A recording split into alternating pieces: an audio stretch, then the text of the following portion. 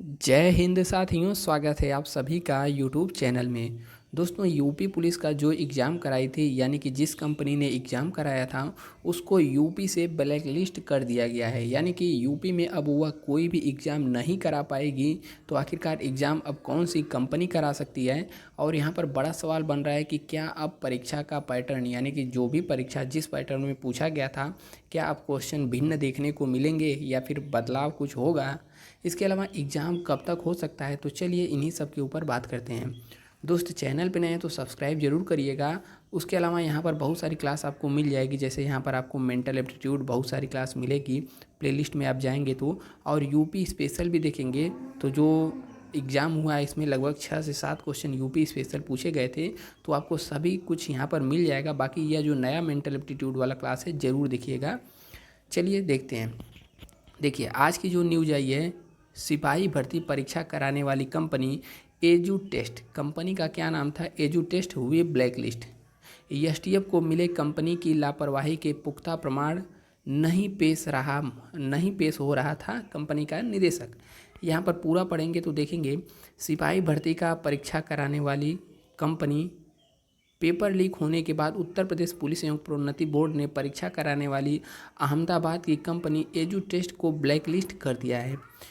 Board के वरिष्ठ अधिकारियों ने इसकी पुष्टि कर दी है। अब एजू टेस्ट प्रदेश में किसी भी विभाग में कोई भी परीक्षा कराने का काम नहीं कर सकता, उसको नहीं मिलेगा।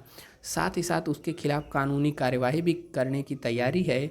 और यहाँ पर एजू टेस्ट कंपनी का संचालक विनीत आर्या को एसटीएफ 4 बार नोटिस दे करके बयान दर्ज कराने के लिए तलब कर चुकी है, लेकिन वह पेश नहीं हो रहा है।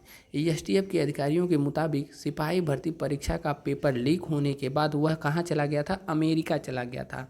तो शुरू से ही यहाँ पर संदेह बना हुआ है, जब उसको बुलाया जा रहा तो आ नहीं रहा, बाकी अमेरिका चला गया है। इसके बाद से वह लौटा ही नहीं है। सूत्रों की माने तो संचालक ने लखनऊ स्थित एसटीएफ मुख्यालय आकर बयान दर्ज नहीं कराया तो उस पर कानूनी शिकंजा कसा जाएगा। दरअसल एसटीएफ को सिपाही भर्ती परीक्षा का पेपर लीक के मामले में कंपनी की लापरवाही के पुख्ता प्रमाण मिले हैं। इसी आधार पर बीते 4 माह से विनीत आर्या को पूछताछ के लिए बुलाया जा रहा है। वहीं पेपर लीक कराने में अहम भूमिका निभाने वाले प्रयागराज के निवासी नयन मिश्रा के बयान के आधार पर एसटीएफ ने मास्टरमाइंड सुभाष प्रकाश की तलाश भी तेज कर दी है। अधिकारियों के मुताबिक सुभाष प्रकाश, राजीव नयन, रवि आर्या, रवि अत्री आदि संगठित गुरे हुए जो कि पेपर लीक कराते रहते हैं। इसके अलावा यहाँ पर देखेंगे, जो कि शुरुआत में बात ज़्यादा निकल के आई थी कि पेपर जहाँ से लीक हुआ था, जहाँ पर बना था पेपर, वही ट्रांसपोर्ट जो कंपनी थी वही लीक कराई थी। तो उसके बारे में यहाँ पर खबर निकल के आया है कि जो अहमदाबाद में टीसीआई एक्सप्रेस ट्रांसपोर्ट कंपनी के वेयर हाउस में सिपाही भर्ती परीक्षा का पेपर लीक हुआ था। ट्रांसपोर्ट कंपनी के कर्मचारियों की मिलीभगत से वेयर हाउस में सेंध लगाई गई थी। पेपर का बॉक्स खोलने के लिए बिहार के डॉक्टर शुभम मंडल को 2 बार बुलाया गया था। हालांकि एसटीएफ को ट्रांसपोर्ट कंपनी की पेपर लीक में संलिप्तता का प्रमाण नहीं मिला है।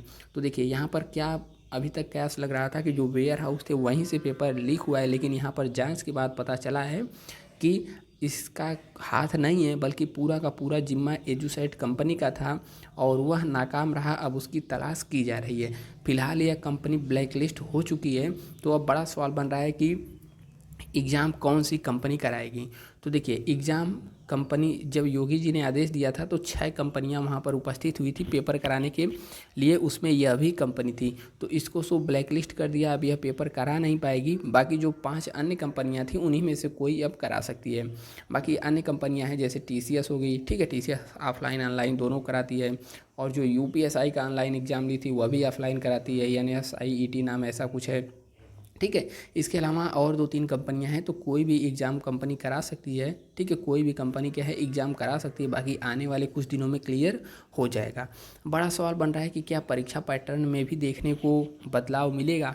तो देखिए, हिंदी हो गया, इसके अलावा रीजनिंग हो गया, ठीक है। और जो मैथ में थोड़ा बहुत बदलाव देखने को मिल सकता है, क्योंकि क्वेश्चन संख्या में बदलाव देखने को नहीं मिलेगा, क्योंकि लगभग 18 से 19 क्वेश्चन आप देखेंगे यूपी पुलिस का जब से एग्ज़ाम होता आ रहा है मैथ के यहाँ पर इतने ही क्वेश्चन मिलते हैं और इसमें रीजनिंग का टॉपिक डाला हुआ है। तो परीक्षा पैटर्न में बहुत बड़ा बदलाव देखने को नहीं मिलेगा। हाँ, थोड़ा बहुत चेंज देखने को मिल सकता है। जैसे इस बार देखेंगे तो मेंटल एप्टीट्यूड का जो लंबा लंबा प्रश्न पूछा गया था ना कि आप एक पुलिस अधिकारी हैं, आपके सामने कोई ये करता है, ऐसा था, लगभग 13 प्रश्न था।